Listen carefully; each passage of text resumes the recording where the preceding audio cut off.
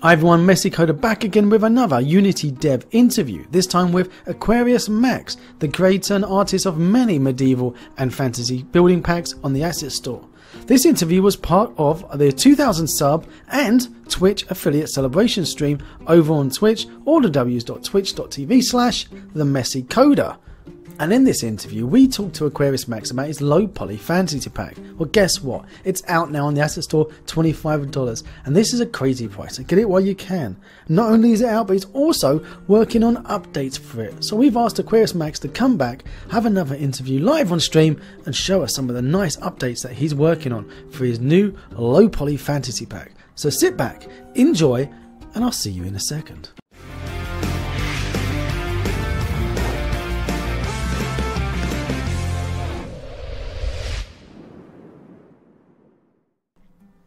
Okay. My apologies if I start to sound like a robot because of my connection. Yeah. That may happen. I'll rely on the type to know what's going on. Do you want to talk us through how you got started? Where did you come from? What were you doing before you decided to just delve into the world of making beautiful 3D art? Well, when I was younger, I was a pen and ink on paper artist. And my father was a painter. He tried teaching me painting. I never really got that down. So I used to, in a sense, do a lot of tribal abstract kind of drawings. And through the years growing up, I just, I had such vivid dreams and vivid ideas that I wanted to create more. And sometimes doing it all on paper just didn't do it. So I spent an entire summer, I think in, 2013, just looking up YouTube videos of 3D designing and just Unity and Blender and all these programs just to see what I could do. And I just kind of basically downloaded them, tested them out and see what I liked. And from there, I just started making just whatever, anything that came to mind. So I love art. I've done art my entire life, and just the fact of being able to do it in 3D is amazing. And the fact that any idea you have, you can just put it into a 3D world and walk around in it. It's like, it's like if you have a dream and you wake up and you can actually recreate that entire dream and then put a character in it and walk around. It's amazing. When you moved from being traditional artist over to 3D, did you just like delve into online tutorials, or did you go and do a course? I don't know. When I first started, I was like, I'm going to try to make a game. I had no coding experience, no graphic experience, nothing. And everything I've done is self-taught. So every one of my packages that you all see right now are just me messing around and learning myself. All right, I got to make sure, because I know it has its moments. I'm getting this fixed in a week, but it doesn't really help for today. But I basically tried making a game. Didn't really work because I had no clue what I was doing. But it was my way of learning how to just create 3D models, create buildings, create structures, and create all that. And once I got to a point where I couldn't really go any further, I was like, I want to be a publisher. And I looked up Unity, and it just became this. It just clicked with me. I was like, I need to do this. And I love medieval stuff, and that's of course what most of my packages are. And where I started was just tons and tons of medieval stuff, lanterns, buildings, houses. I love modular stuff. I love stuff that you can take apart. Most of us kids, we played with Legos when we were younger. I used to play Minecraft and build, custom structures out of blocks, and it's just, the modularity is just such a fun thing to do, So to be able to share that passion and love, that's why I want to do a publisher. If it was up to me, I'd have more free stuff out, but there's only so many things you can do, of course, in this wonderful world. But I love creating art, and just to be able to wake up in the morning and just to I have a random idea to make a pillar or ruins or something, I'll just build it and see what happens. Your new stuff, I'm trying to put the Discord on as well. I mean, the Chrome back on. It's really nice. It's beautiful. You can see the development that you've had over the years. You're very welcome, M. Barnatel. I think I pronounced that correctly for making it modular. Yes, I think modular is a great thing to do. The reason why your stuff works so well with Ultimate Survival is because it is proper modular with back face, front face. I can just plug and play, and you can just, okay, now I can build my house. And it fits perfect size, everything's lovely, and it just fits flawlessly if I wanted to use EBS or Ultimate Survival or Uconstruct or anything like that. It's just out of the box and it works. And again, you've got good wood. Thank you. So I've been told. I mean, the good thing, now that I remember it too, before I became a publisher, I studied the asset store. I looked at the reviews from people and this was, I think I started in November of 2014 or 2013, one of the two, but you know, all the reviews were like, please make it modular, please make it modular. And I'm like, that looks interesting. And then I'm looking at these house packs and they're awesomely detailed, but everyone's complaining they can't go in them. And I think that's what clicked with me. I was like, well, if I want to be a publisher, you know, I want to make new stuff. I'm all self-taught, you know, I have to at least make my stuff presentable. What better way than to do modular, to just build stuff wall by wall? Sure, you know, when you do it that way, you don't have the highest quality, but there's so much freedom you have with doing it. And the way I make my textures, they can be changed and edited so easily. So anybody who buys my packs, I don't do the organic unmapping. You know, I basically create the texture first and then the model, so they can literally just, if they don't like my wood, maybe someone else doesn't think I have good wood, you know, they can go into Paint program or whatever, they can change the texture and boom, they have this entire new texture made their own way and it fits the model perfectly. So that's what I love about the modular. It works well. You got the survival crafter kit. What I liked about that was the different versions of the same piece. So like, you know, you've got the wall, you can upgrade it, and you can go from the loose slats to the reinforced wood to then the bricks or the concrete, and it just feels, because it's in the same style, it feels organic. It feels like it's meant to be upgraded. It doesn't feel like an afterthought, like you're hacking together some other people's kits. Yep. Yeah, it's so nice to be able to mix and match stuff. So you said that you started off with Minecraft. Is that where you get a lot of your ideas, or do you sit there playing games and try to get inspiration and see what other games are doing and try and recreate that yourself? Every games I've played when I was younger was anything from, if anybody watching knows the game Time Splitters for PlayStation 2.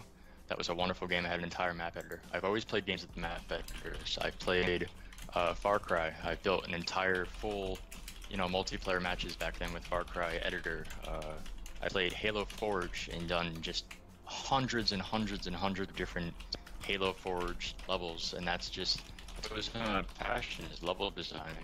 You know, I lack the coding for gaming, but I love making levels. I love making buildings and structures. So yeah, that was kind of my inspiration all these years growing up, was playing these games. Someone says they own it. Are you talking about Time Splitters? Because that's an amazing game if that's what you're talking about. I mean, for me, when you say like Time Splitters, even for me, is a new game. It just makes me feel old. A new game? Yeah, it just makes me feel like an older man. That's okay. I mean, I feel old. My birthday is in 2 days, so I'm getting old. Oh, happy birthday, mate. I'm not going to ask how old. Thank you. That's quite alright. Late 20s. It's, you know, I'm still a baby. I guess. I mean, you got a lot of time to develop and to learn new things and make us new assets to play with. By the way, your stuff, like a 3D Forge, you and 3D Forge are very similar asset creators, the way I feel, because your packs are huge and you're always upgrading the same packs and providing more and more variety, and instead of doing a paid upgrade, you're giving them for free. And like now, I'm still trying to install or import the Ultimate Fantasy Creator so we can have a run around and play. And I've been trying to do it for a while, and there's just so many assets, so many models, that it's taking for ages on my computer because you just provide too much. Yep. Well, the video that you showed before too, you're welcome to look at that, because if you have the new update, that's where I added all the crazy, super detailed bricks and wood and all that fun jazz. You know, the good wood that you love so much. Yes, that's why I clicked the update button. I got really excited when I saw the update was sitting there, and I went, update? Yes, I'm clicking update. Get out of my way. Yep. So I haven't actually seen it. Jam, thank you for Gamecode Jam. Thank you for the Wasteland. That's appreciated, and I'm also happy that you have Time Splitters, because usually one of my favorite games. It's very fun to play. But thanks, guys. So give us a little bit of a preview of, like, do you have anything sexy planned on the horizon? Are you doing anything different? I have a lot planned. Um, a lot planned. As a one-man team, of course, I can only create stuff so fast. On top of with this internet problem, it's been hard for me to upload any updates, and that's why I'm getting that fixed in about a week. But my most work done right now is my Ultimate Medieval Constructor. I am constantly doing updates for that. I do see a lot of posts in here in these chats about the Wasteland. Eventually, I plan on going back and editing as the textures have gotten a little bit older, but they still look great. I mean, everything's good about them. I want to update more. I want to add more pieces. I have the Wasteland Volume 2 on the store, and that's only $25, and that has more of your industrial kind of feel with a first-person shooter kind of look is kind of what I was going for. Ultimate Fantasy Creator, that is going to be something big. I mean, for any of you that own it or who will win it tonight in the raffle, that's, my first big package. And as the secret I'm telling you, I am self-taught, as I said. So, there's some models on there which they have a little bit of a blurriness to them, and there's other models which look excellent. And my plan with the Ultimate, maybe sometime later this year, is I'm going to do a full revamp for it. And if that happens that way, what I'm going to do is probably take a few hundred of the objects, move them to the free kit, so that way, it's older models, it's not worth putting them out there, and then just, creating all this empty space to really bring in a whole new supply of stuff. So the Ultimate Fantasy Creator, definitely going to have an update. Ultimate Medieval Constructor, at least every month or every two months. Somebody asked what I prefer for my Poison as far as 3D modeling software, and to answer that question, I use Blender. When I started, like I said, I was self-taught, and I didn't have much of an income besides my work job and paying for rent. Of course, I had to do that. So I figured I'm gonna try free stuff. I tried, Blender was free. It was easy to learn. It's honestly probably one of the hardest ones to learn, but for someone new into this, it really helped me out a lot. And one of my secrets, which you'll maybe laugh at me for, is I started out using paint.net for my texture creator. I don't use Adobe. I just started using GIMP. But I still, to this day, I use paint.net. And even when creating my normals for normal maps, some of them I have to actually do manually. I have to actually create with the color code to actually manually create my normal maps. But doing that, it allowed me to really learn a lot more about it, doing every single thing yourself, Wow. So it's harder work, but I enjoy the challenge because it really helps me to, learn what I would have learned with school by doing it myself. Cool. We've got a question here about what Unity assets do you use? So especially when you're doing your level design, I would assume that you'd make use of other assets. But You mean like as far as just like if I'm playing around with my assets for creating stuff, or? oh, both. Like when you're in your workflow of your daily work, what assets do you use, and what do you use just for fun and in giggles? Lately, not really many. I bought Gaia a year ago, and now that I'm working on this game project, I need to re-download that because I'm excited to use Gaia. That's going to help out a lot. Oh, were you here when Adam was in the chat? As far as general, no, I wasn't. Ah, I didn't even know he was on today. Oh, nice. But yeah, as far as general, like for using Offset, I don't really use many Unity assets. It's like what you say when you watch these videos. Sometimes you don't want to see, you open up a pack and you see all these camera effects and all these effects and all these shadows and lighting things and this and that. I found, it's just so much easier just to not even use stuff sometimes, that way I don't have to get tempted by all these pretty colors and pretty effects where I can just do everything from scratch by myself. Even my textures are mixed between free source textures, but also combined with my own. And now I'm actually getting myself more into kind of hand painted, but not really hand painted. I'm not going to say I'm doing hand painted stuff because I've been asked at that before. And like I said, even on paper, I'm horrible at painting. But yeah, I mean, as far as assets, probably just Gaia, but lately, yeah, just not really much. I mean, it'll change tomorrow because, like I said, this new project I need to use assets. So, no really true way of answering that, I guess, right now. So a lot like pro grids. A lot of people are using pro grids out there, and there's a Snappy, Snappy tool. Oh yeah, duh, of course. If you guys have heard of the pack Mesh Maker on the Yep. store, by Media Giant, he's actually become a very good friend of me over time. We talk a lot now. His pack is just amazing, and that is actually, thank you for reminding me that. I use that all the time, so that'll answer that perfectly. His pack is called Snap to Grid. It's $10 on the store, and it's literally my survival crafter, my ultimate medieval constructor. I think some stuff in Ultimate Fantasy. Most of the houses I've built in that, I've used Snap to Grid because, it helps to build with that, and I can make houses instantly. Now, the good thing about my assets too, for you guys who don't have access to this, like I said, it's a $10 package, but even if you don't have it, I try to make my stuff proper with sizing and shape. So you can use vertex snapping, and for those who don't know vertex snapping, you hold Control V, and that way at least you can snap walls for walls. You find the center pivot of each wall, snap them together. It works just the same without any tool. And even sometimes, I play around to see exactly how well they snap together. I'll drag my objects to the hierarchy, position everything to 0, 0, 0, duplicate, and see how well they lock. But yeah, no, thanks. Snap to Grid I use all the time, and I love it so much. It's unfortunately only an in-editor Snap to Grid. It's not like while you're running the game, but it just helps for everything, for scene design, for house building. Like I said, survival crafter, I've used it a bunch with that, and that helps me as a creator to be like, okay, this wall is a meter too small. Go back in Blender, fix it, bring it back in, boom, now it snapped perfectly. Now everything works out, and this and that. So yeah, that's easily one of my favorite packs, and I'm so happy I got that. Early Bird Studios asking, have you thought about having a play with Substance Painter for texturing? I have. I haven't thought about it much, but I've actually been looking at that more lately.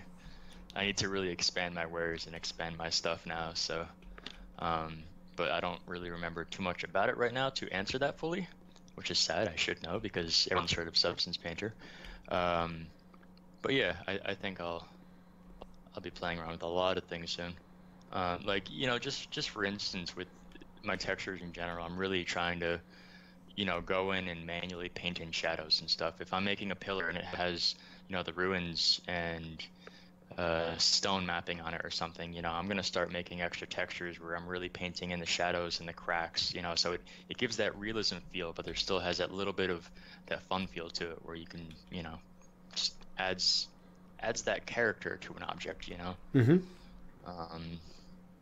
the wear and tear, the moss, the stuff like that, that's the makes stuff it that real. really adds character, really pops something out. So that's kind of what I'm trying to get myself into now. A lot of people have given me a lot of recommendations, like, oh, you should check out the game Rust, you should check out the game Forest, check out all these awesome survival games, and I'm like, that's actually a really good idea, but I feel if I hop into these games and I really look at this stuff and I really study them, I feel, I can't have the full originality that I want for making this stuff. And sure, the Forest, I've seen a few videos and that game looks amazing. But if I watch too much on it, then, I feel like my mind will start generating stuff from what I'm seeing from that. So it kind of goes along with, everything I make is legitimately, self-created original. I try to use logic. I'm very okay, but the survival kit, I do want to eventually add a lot more traps and stuff like that, and that bandit camp kind of feel to it. So that will definitely have more updates in the future. I'm sure, as everyone's noticed here and there, my nature assets, they're getting there. Rocks and trees took me a while. Like a lot of people, I'm not a nature artist. But the good thing is, I've been, I'll have days where I'm taking a break from work and I'll just be creating rocks all day just for the heck of it. So eventually that will increase itself, Yeah, rock day. You got good wood day and you got good rock day. Rock lobster. It's all about the rock lobster. I have to say that I get a bit of Mickey taken out of me for my obsession for wood, but it is one of those things that it's hard to make realistic, decent wood, especially PBR wood that doesn't end up looking all like it's either overglassed or like some weird alien wood. Yep. So have you got any tips I for these people out there? particular woods? What, for making wood like this? Yeah, yeah. Well, this survival crafter and ultimate medieval constructor are a technique that I learned recently, which I wish I knew years ago, because a lot of people know about it. If anybody here has heard of the caging technique, and that is where you create a very, very, very high poly, fully sculpted item. So, for example, if I'm making, wooden planks and want to make the texture for it, I will sculpt every detail in the wooden plank myself, make the divots, make the cracks, this and that, make it really high poly, and then you use what's called a cage technique. That can be looked up online instantly. It's really easy to learn, especially with Blender, and it kind of, you create a second copy of it. So for a wooden plank, you figure that's what, just a rectangle with 12 triangles, and you use a cage technique to kind of imprint the very high poly model into the low poly model. And from there, now you have your, you use a program like XNormal. That's where you create, your ambient occlusion maps, your curvatures, your normals, your, you play around with albedos and stuff like that. And from there, now you have this generated texture from this awesome high sculpt that you did. You imprint it onto your low poly model, and boom, there's your piece of wood. And from there, you got the PBR aspect because of, it shows how the original sculpted piece looked, and that's when you could play around with the material settings, the lighting, the smoothness, the metallicness, and it's mimicking what it knew was from the highly sculpted piece. So it's really interesting doing that. And yes, I love creating wooden objects because just wood texturing is very fun. One thing in this kit too, I built some rafts. Eventually I want to work more with that and actually have a lot more stuff for like water kind of based buildings, because no, look if here. anyone has ever played a game like Ark, I've played Ark, and Ark is a blast, and they have a little raft. You could build some stuff on it here and there, but it's usually just one base mesh. But a few of the pieces included in this pack, they have I kind of made an illusion of like wooden planks laid down with barrels tied with rope underneath them to kind of give it that illusion as if they'd be floating or whatnot. But that's something, it's always interesting. You have a pirate game or something and you want to make this modular raft or ship and float it around. So I try to add just, wake up in the morning, have an idea, boom, add it, put it in the pack, there you go. Something that you've helped me advertise before, but also for anyone else new to some of my work, a lot of the wood textures from the new objects in Survival Crafter are compatible with those of the Ultimate Medieval Constructor. Yes, as indeed. you said in one of your other review videos from me. So everything we're looking at here, it's great that it's the same layout, and that's what I was talking about with how I make modular stuff. But in a sense, my textures are kind of modular in that way too, because they're not perfectly wrapped out where you can't change it and it's like impossible to tweak. It's usually just a flat piece of some stone, some wood, some roof, boom, and you add your own texture, and there you go. You have 50,000 different possibilities of making it look how you want, depending on how you texture it. So I really try to make everything modular, not just the pieces themselves. Just want to Result Studios coming in with some biddies for my hypes. Thank you, buddy. Thank you. I suppose that's the thing. If you buy one of Aquarius Max's packs and you get another, they are interchangeable, and that's what is nice. Again, it's the same kind of conversation that we had with 3D Forge. When you're going to get assets for your game, it's very important to be able to get synology between your kits that you're using. You don't want you buy one kit and then you add something else and it just looks out of place, it looks weird, it just doesn't fit, doesn't belong. And that's the nice thing. There's so many different variation of packs that you get with Aquarius and Max's stuff, but they, like you say, the textures are modular. You can put the textures from one pack on the pieces from another, and that was part of how I explored this and how I learned about this was because I liked the textures in one of the packs, and I liked the objects in another pack, and I was like, well, it's a shame. They were like, well, you can use them, you're interchangeable, and that just changed my world because, like you say, it just means that you get twice as much. You get twice the pack for your money. Yep. Also, these, I mean, so looking at stars, if you want to build your, like for Ultimate Survival, or if you're doing anything with Uconstruct or EBS, or any other system out there, look at this. Look at these selections of different types of walls you get. So you can put these down as your basic ones, maybe these ones as your basic ones, and you upgrade. So you can upgrade these log ones to these reinforced logged ones. Where have they gone? There they are. It's lovely. I'm gonna reload this video to see if I can see where you are. and then we go from these. Yeah, catch up to speed, mate. You're too slow, too far away. And then we go from here into these stone brick ones. So you can upgrade again. And it's even more over here. And then there was the mossy. Where's the dirty mossy ones? Can't see the dirty mossy. But you've got dirty mossy. Oh, we got another result. Is now following. Thank you for the follow, buddy. Let's have one more. Yeah, I think I have 3 different mossy ones, I believe. Fences. I can't get enough of fences. I love a good fence, mate. Look at this. I like, and that's the thing you've got here.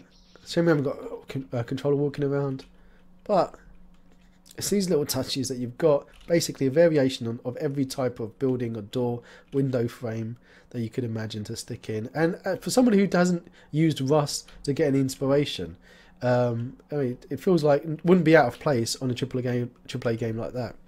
I do want to talk about an important thing, which I've been asked about a lot before, and it's definitely a very important thing for these assets, and a question that gets asked big time. You know, the one thing I hate about Unity is, you know, because I don't use other characters stuff because I don't know how sizes are and how people make them. So, you know, if I drop in a scene, the majority of the time I make these scenes, I make them using the first-person controller, which is good. You know, it allows me to see how well the textures look, like when you did in your review video where you put your face right up to a wall, which is very strange, but I like your style. You know, it allows you to really see things in firsthand. I've noticed with the Unity character, the third-person bot, whatever he is, they actually make it a little bit smaller. And there's a problem with that people have asked me about before, where, you know, these houses and these walls, they look awesome. You know, first person looks amazing. But in some cases, the windows and the doors are a little bit too big with certain third-person controllers. So that's something I am actually in the process of working on right now. So if anybody out there is watching right now and they've wondered this kind of thing, or they have some of my packs and they drop a third-person controller in and maybe it's a smaller one and they're like, it looks a little big, you know, it's something I know about and it's something I'm trying to tweak. The problem is with Unity's controllers, if I make a door a little bit smaller, the third-person controller will fit perfectly, but now the first-person controller won't. So it's, Oh, you know, man. I try to, with all my packs now, especially the UMC, the Ultimate Medieval Constructor, you know, I'm really trying to be careful with sizing now. I'm going to like 0.1s and 0.2s to, you know, really tweak just the tiny little bit of sizes to make it just right. So I had to say that because I've been asked this and people have bought my packs before, and I'll say this now because, you know, I don't have anything to hide. I'm not hiding any secrets. I'm not hiding any tricks, you know. So there's the occasional bit of that, but for those of you who have my packs and say you love them, thank you very much.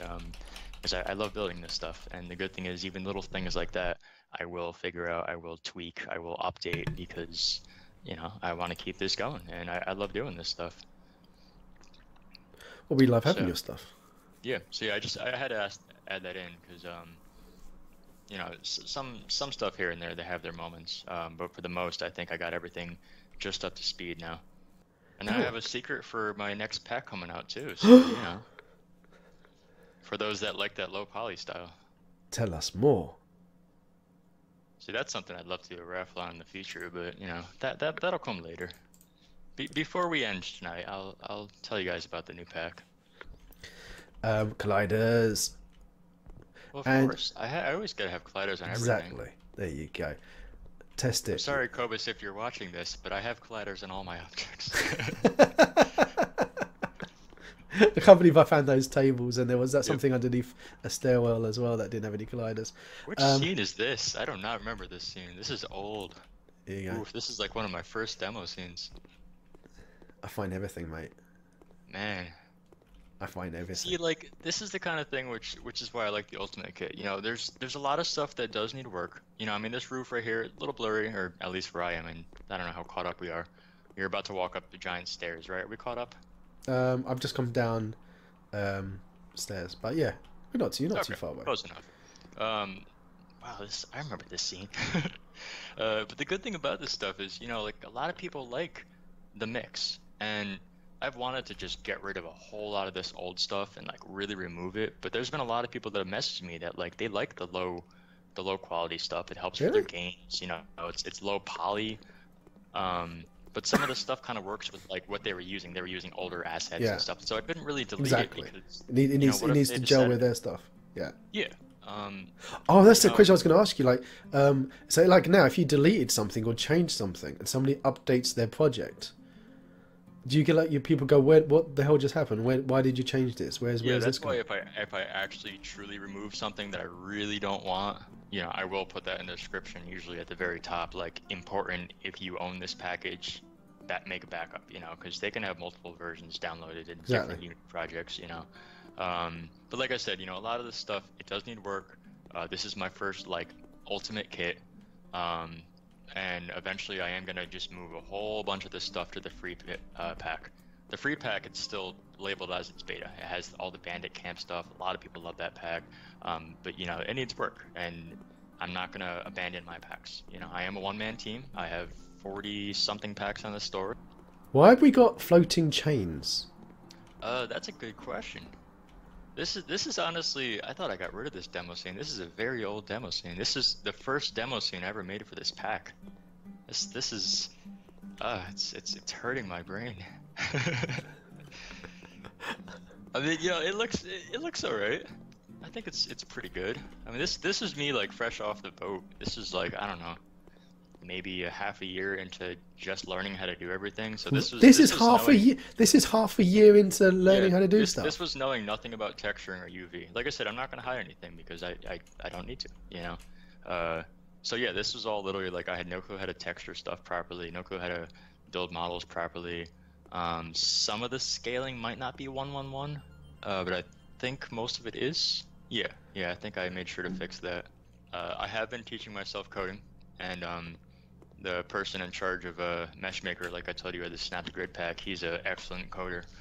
His packs are wonderful, but also he's skilled, so he's kind of helping me out here and there with learning stuff. So yeah, eventually I do want to have a script for climbing ladders and just simple stuff like that. The reason I don't put scripts in my packs is, let's say I do create something and it works great. I release the pack and then I get a customer service question, and if I forget what I wrote, you know, how can I fix something that I don't know how to write, you know? And then I would just feel bad because, hey, here's this awesome code, but I don't know how to fix it, so you're on your own. Like, I can't do that. A one-man band, how do you handle support? Well, I handle it because I'm a conscience-happy, patient person. Yeah, but how do you do it? And, do you have like a ticketing system? Do you? I mean, how do you find it impacts your development cycle? Like, how much time do you spend supporting?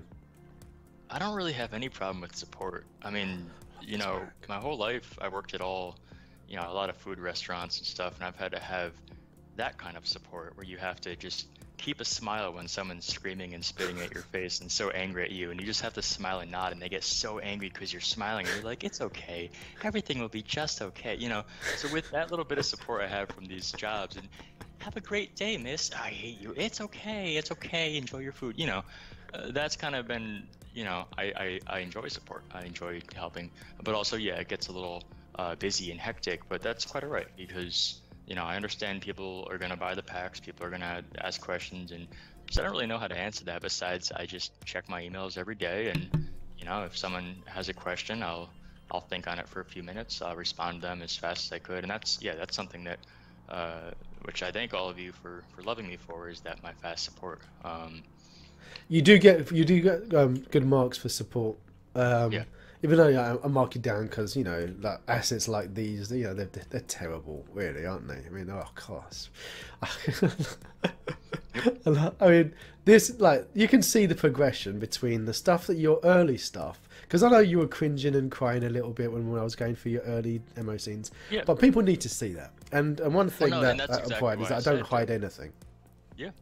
Well, that's what I said too. It's I want people to know that they buy this stuff. Yeah, there's going to be some old stuff, but at the same time, you're getting, what did I say, 4,000 prefabs, I think. Yeah, So it's it's not, it took pretty good ages for to the import price. on my machine. Yeah. Also, this. I mean, here, the like this ice, like this cave ice water here.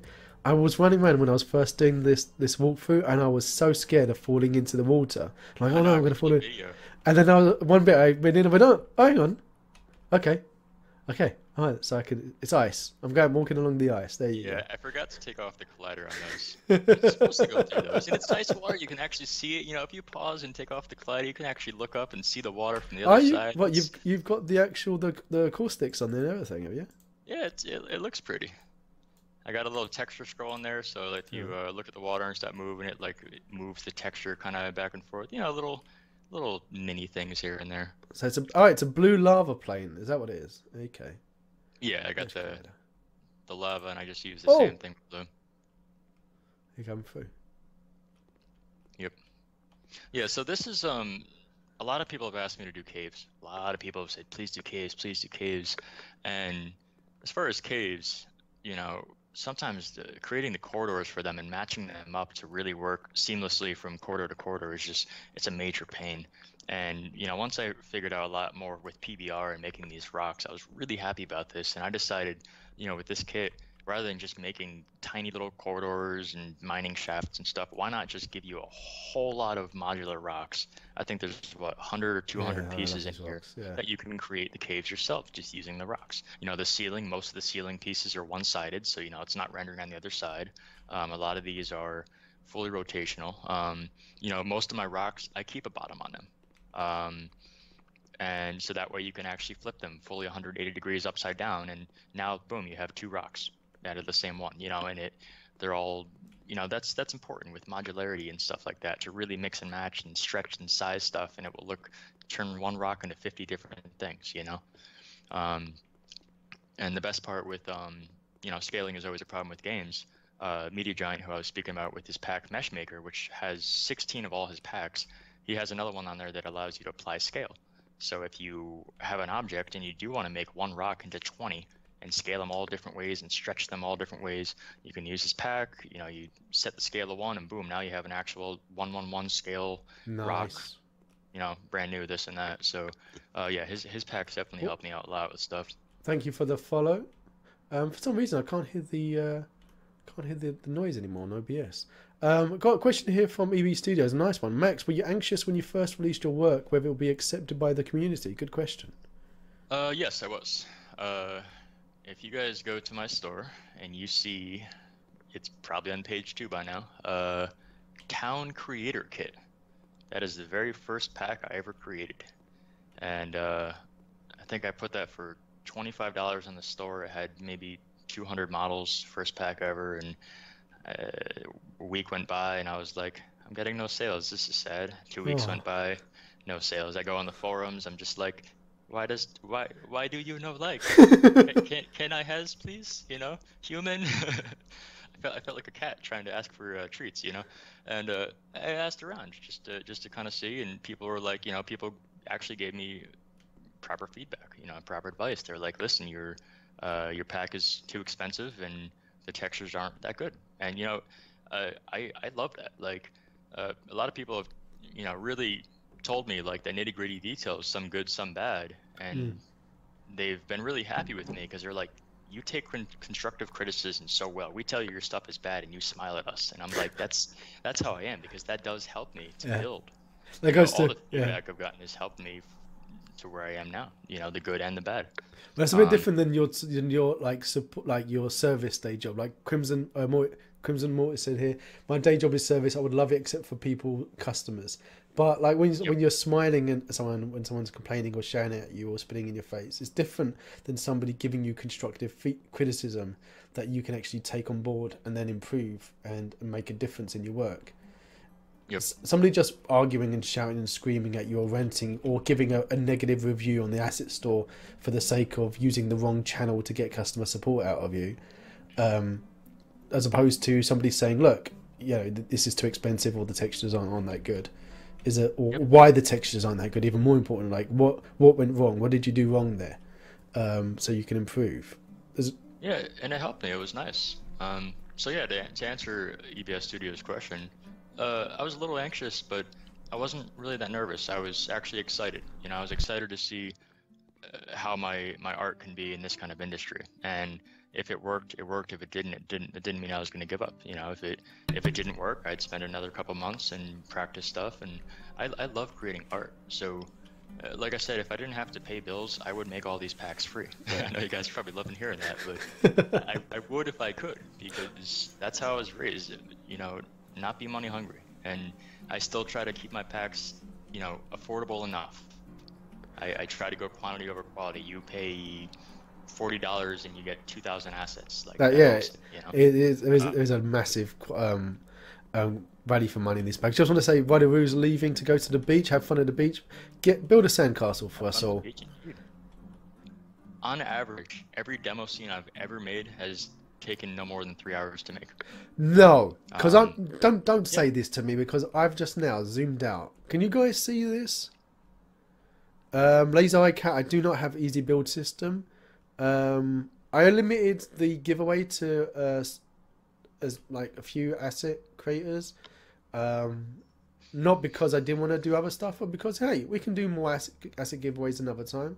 But look how big this demo scene is. Don't tell me this took you a few hours to do, because it depresses me and makes me feel crap about myself. This one, it's basically huge. So here's how I go. If I'm making a pack like this cave pack, I'll make a few rocks. I'll put them in a scene, and as I build, that's what actually helps me build more to it.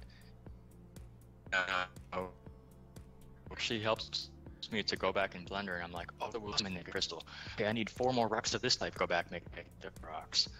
So with that part, it takes longer, because I have to get all the pieces. But once I have the pieces together, I go into a new scene like this, put them all together, and this scene only took maybe an hour. This wasn't that long at all. Yeah, you went a little bit robot-y, but we heard you. Okay. RoboCop. That's actually, thank you. But most of my scenes, I think, are 500 by 500 terrain or 1,000 by 1,000 terrain. But even the Ultimate Medieval Constructor and big packs, they don't. I'm fast because I love what I do. It's excitement, This is the Dungeons. This is the Dungeons Explorer kit. This was my first attempt at making a dungeon kit. This has 1,500 models, and this is also a separate pack in the store. But I decided to put it in the Ultimate kit as well, because with its texture quality at the time, they actually both match each other pretty well. Bear with me 1 second while I sit here trying to sort out the right. missions on OBS shenanigans. And while you're doing that, I'll answer EBS Studio's question if I prefer the most modeling or texturing. Definitely modeling. Definitely. Even when I used to draw, I hated putting color in my drawings because sometimes it ruined it. And texturing took me a long time to learn, just because I basically just tried learning myself without watching anything. But then, I learned over time. But definitely modeling, especially now. I'm really working into trying to make really high detailed stuff. I'm trying to make a little bit higher poly stuff and really try to include LODs. That's the big thing too, is LODs. A lot of my stuff in my older kits don't really have LODs on them, and people are just like, mark down a little bit. But any new kit I make now, every single object will have an LOD on it, because I want to add that detail and the extra texture and the extra looks and all that. So definitely modeling. It's a blast. but eventually texturing, I think, because I want to start eventually learning how to do hand-painted stuff and really get into that. Because all the cartoon stuff is always fun. And yes, there are a lot of free tutorials on everything. My brain can only generate so much at once. Yep.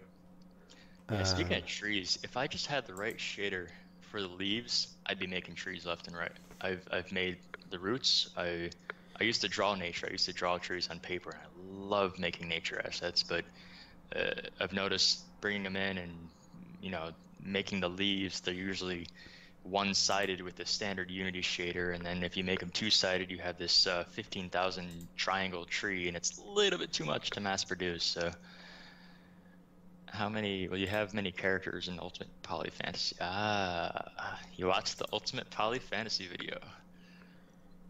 Maybe. I don't really do characters, but I want to try to do some statues and stuff. To answer VR Game Zone 1's comment. And what do we got? Yeah, trees and Blender are good with the tree creator, but they don't really work with Unity painting. To explain this pack, this is my next ultimate kit, and you know, this kind of goes along with the question that was asked: do I like modeling or texturing more? I like modeling because with a pack like this, these are all flat colors. With a twist, I'll explain after. But with this, I don't have to worry about texturing and nitty gritty and making all this PBR and all this crazy stuff. You know, with this, I can really have fun. I can bring out the kid in me. You know, I'm gonna be 28 in 2 days. I wanna feel young, even though I am technically young. But you know, this allows me to really break the barrier of any fear of texturing or anything and make literally anything I can think of. And this I'm trying to literally support for a full standalone package.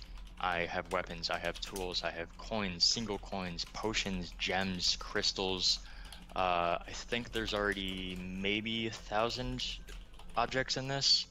I'm trying to make this a full standalone, you know, besides coding and besides characters, a full standalone package. You're going to have everything you need for your RPG aspects. I even have fishing poles, and I have fish and just fun stuff like that. I'm actually building caves and corridors and rocks. I'm building full dungeons. I already have jail cells in the works, and I have cool Diablo style looking, you know, colorful top-down dungeons. And once again, everything in this scene that we're looking at is crazily extremely modular. These houses aren't really walkable like most of mine, but they have shops built in. But long story short, I'm still doing what I always do, extremely modular stuff.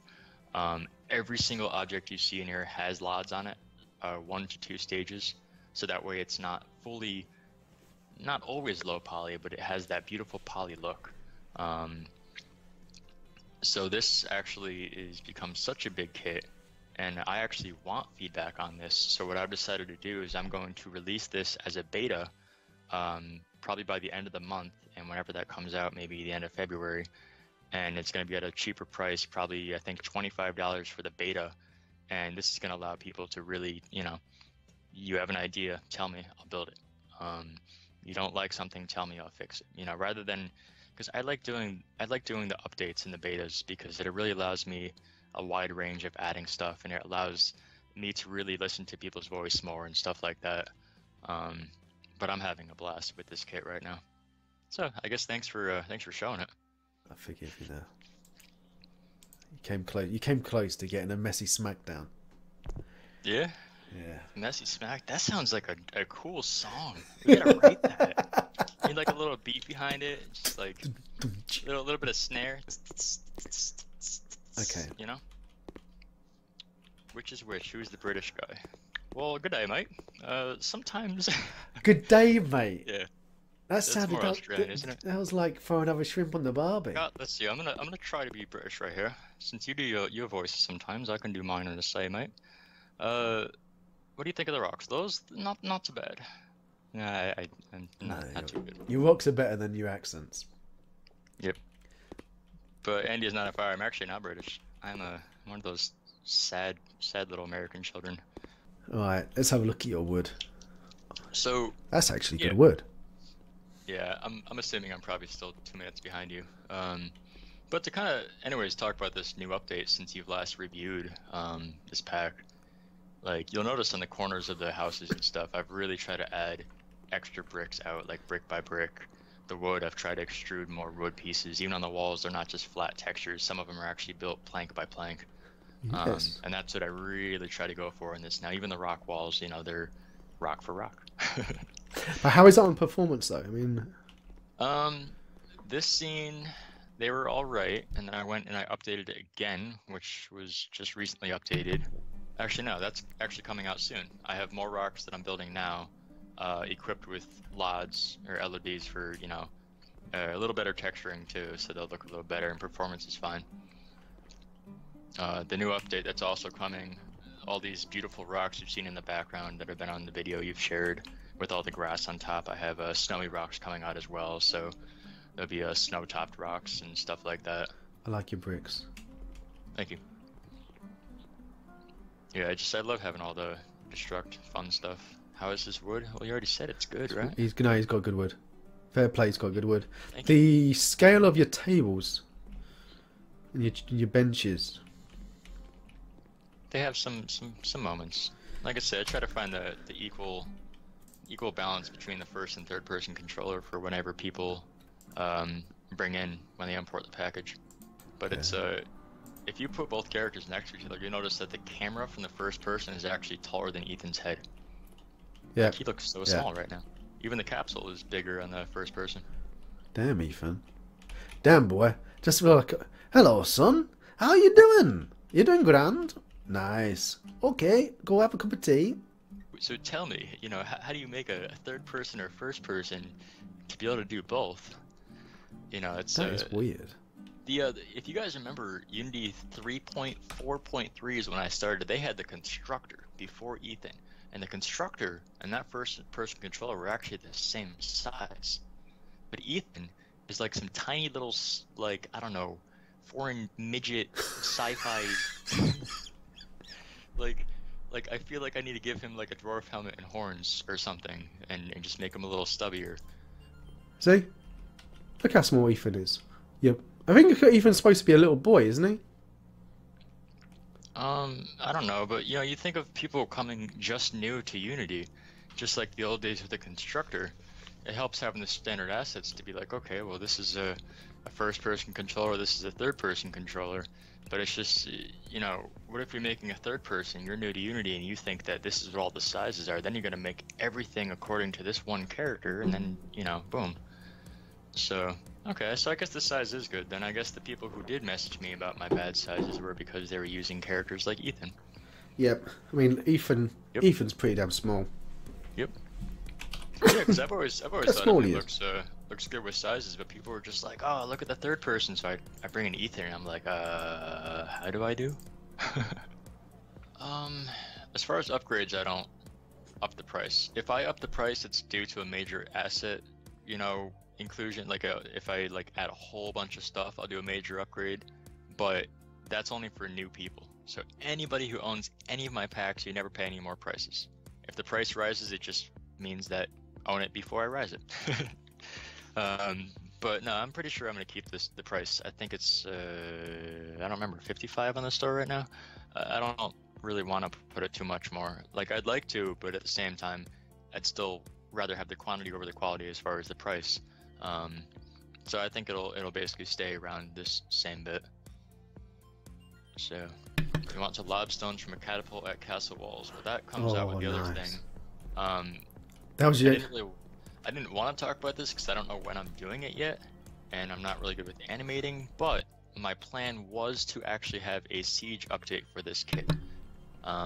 Like I said, I don't want to say too much on it in case I don't like saying stuff and then not doing it. So it's like, I don't know when I'm doing this, and I don't want to get you excited.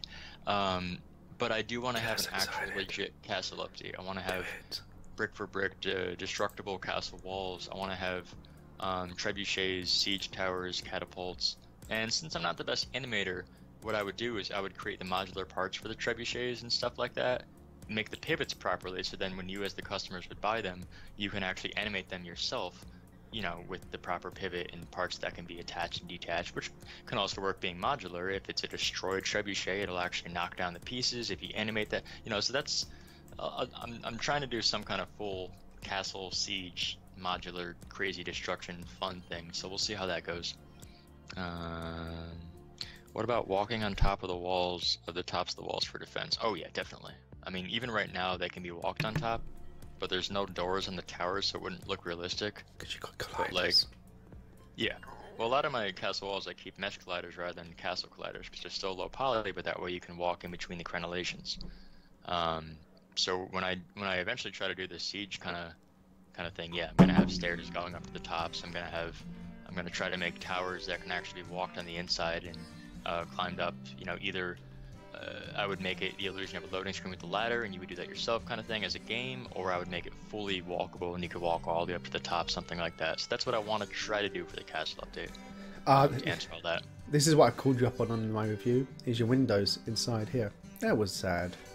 That made me cry. Oh yeah, if you let's see. I don't know if I am fully caught up to you, but yeah, this one doesn't have it. I guess I didn't change this one, but the new cathedral, I added modular stones I put around them, so they actually have sills now. Okay. If you go to the hierarchy, you can see if you want to see it, just to make yourself happy. But yeah, this is my favorite pack because it's my newest and it's probably my highest quality pack so far. It is so lovely. I'll be happy for whoever of you win this. I did call you up on a few things when I reviewed it, and it's nice to see that you've addressed them. And that's the other thing that, I mean, it was pretty much the day I uploaded it, you came on YouTube and you commented about the feedback, and you were like, "Thanks for the feedback. I'm going to change that." And then people started posting in the comment section more feedback, and you were going, "Thanks for that feedback. Cool. I'll change that as well, and I'll add that." And it was like instantaneous. Like as soon as the video went up, you watched it and then you were like, cool. And it wasn't like, you know, sometimes you put those little Easter eggs in there to see if people really are gonna watch your video, or you know. So the fact that you actually did pick up on the things in there meant that you watched all the way through. Yeah. So I mean, there's not that many asset creators out there who actually do. People say, yeah, okay, I'll take your criticism on board, but it was instantaneous. You updated it, and now look at it. Your wood's good. Your rock actually is a lot better. You've got good rocks. Yep. Yeah, thank you. I'm slowly increasing. You know, I need to check out. Oh, here we go. You got some frames on these windows now. Yeah, I'm not caught up to you, but I'm assuming you're looking at the new cathedrals. But yeah, I mean, with all my stuff, like I say, I think I watched your video probably, I don't know, 4 or 5 times just to really study everything you were saying and just watching all your fun stuff when you have your ooh, a piece of candy moments. Yeah, you know, I really listened to whatever, and you know, like I say, I know that some of my stuff isn't the best quality compared to other competitors. At the same time, you know, it's good quality for what it creates, and I'm always improving, and I love working on this, so I take any feedback, and you know, want people to know as well too that I'm always aware of all the things going on with it and my talents, and there's always more to come. Wow. I'm updating all my packs, just always. That's great to hear, buddy. Now we need to pick a winner. You ready? Yes, Drum roll, please. Drum roll. It's gonna be me. Do the drum roll, please. You need to do it, Rex. Do the drum roll. That didn't work. How's that? I made a 2-line poem for you. Oh yeah, go on then. The messy coder dreamer is currently a streamer. Oh, that's nice. There you go. I want a haiku. Yeah. Oh, the messy coder dreamer is currently a streamer. Saying it again in a bad Japanese accent, a haiku does it not make? Okay, that's it for now. So Aquarius Max, thanks for coming over and having a chat, and look forward to having you back over when it's time to have a sneak peek at your low poly pack. Yeah, thank you for having me. It was a pleasure to be in this video. It was a pleasure to have the interview and check out the stuff, and I'm definitely excited for the low poly pack, as there is a lot coming and there's always more updates to come. So yeah, we'll be excited to show you more of that. Thanks a lot for having me.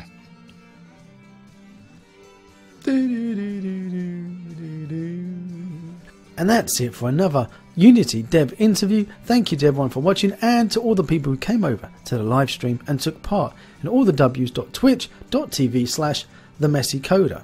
Every weekend we try to put a live interview up on Twitch, and if we don't have an interview we'll be doing development or playing games and having fun. Every now and again we get to have a raffle and give away some lovely assets. Talking about assets, and over on Twitch tonight we'll be giving away a copy of the Ultimate Poly Fantasy Pack from Aquarius Max, so don't forget to pop on over and have a good time. So guys, if you do like it, click it. Till next time. If you want to see more of my crazy videos, click on the left side of your screen now, and down below there's that big juicy subscribe button, and right next to it is the magic bell that if you click it, it will tell you if I've got a new video coming out. Till next time.